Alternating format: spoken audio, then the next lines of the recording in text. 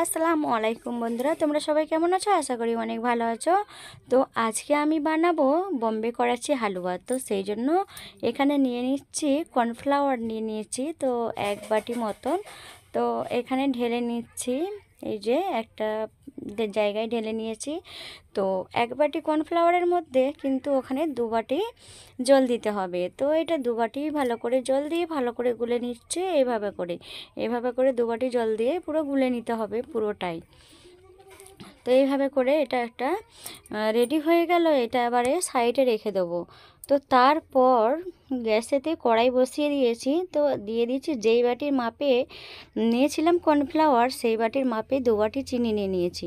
তো 2 বাটি চিনির মধ্যে এখানে দিয়ে নিচ্ছি আমি 1 বাটি পানি। এই যে এটা দিয়ে নিচ্ছি। এটা দিয়ে ভালো করে গুলিয়ে ভালো করে চিনিটা কিন্তু মিশ্রণ করে নিতে হবে, পুরো মিশিয়ে নিতে হবে ভালো করে।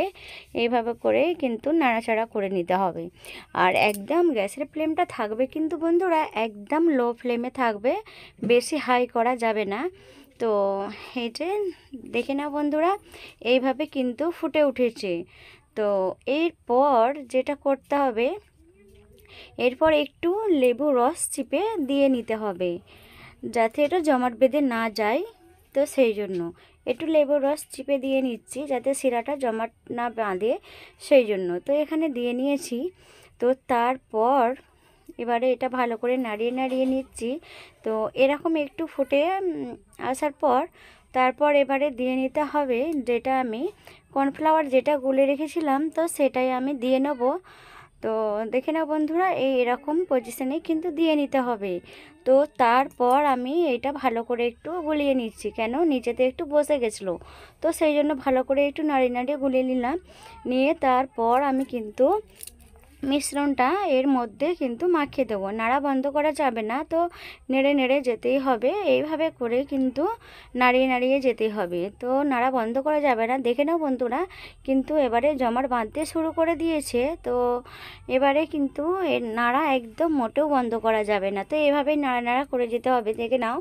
তো এই যে এরকম হয়ে গেছে পজিশন। তো কিন্তু এবারে এরকম হয়েছে। তো কি হলো বন্ধুরা, তারপর দেখো, মানে এটা যখন করছি আমি, হালুয়াটা যখন বানাচ্ছি, কিন্তু এই সময় কিন্তু গ্যাসটা শেষ হয়ে গেল। হালুয়া বানাতে গিয়ে প্রচুর প্রবলেমে পড়ে গেলাম। তো কি করব, কিছু করার নেই।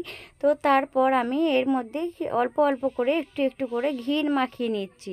তো ঘি দিয়ে নিচ্ছি। তারপর যা হলো আর কি বলবো, তখন চুলায় আমি সব কিছু এটা রেডি করে নিয়েছিলাম। তো তারপর যেরকম ভালো লাগে সেরকম ফুড কালার এর মধ্যে দিয়ে নেবে বন্ধুরা। তো আমি গ্রিন কালার ফুড কালার আমি অ্যাড করব। তো এটা গ্যাস শেষ হয়ে গেছিলো, তো সেই জন্য আমি কি করলাম, আমি চুলাতেই কিন্তু এটা বানিয়ে নিলাম।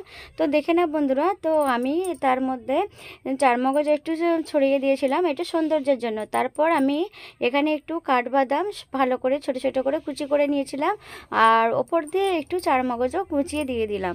তো বন্ধুরা দেখে নাও, এটা বোম্বে করাচি হালুয়াটা কত সুন্দর হয়েছে, কত ভালো।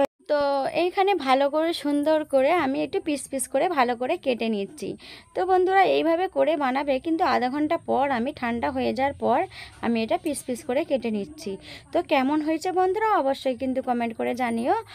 আর তো পুরো ফুল ভিডিওটা আমি দেখাতে পারলাম না, প্রচণ্ড দুঃখিত, কারণ কারেন্টও ছিল না, তার উপরে আবার চুলাই হয়েছে।